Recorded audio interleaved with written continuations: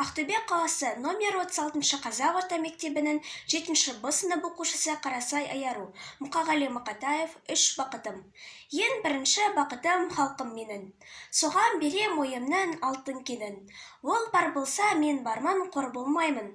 Қымбаттырақ алтыннан нарқым менің. Ал екінші бақытым тілім менің. Таш жүректі тіліммен тілім дедім. Кейде дүниеден түңілсем де, қасиетті тілімнен түңілмедім. Бақытым бар үшінші отан деген. Құдай деген кім десе отан дерем. Оты сөнген жалғанда жан барсың ба, ойланбай-ақ келдағы отал менен. Түтін түтелер, өрбі көгере бер. Немерелер көбейсін шөберелер. Жадында ұста жақсылық күтпегейсін. От емес, оқ сұрасан егер менен. 3 бірдей бақытым бар алақанда. Мені бұндай бақытты жаратар ма?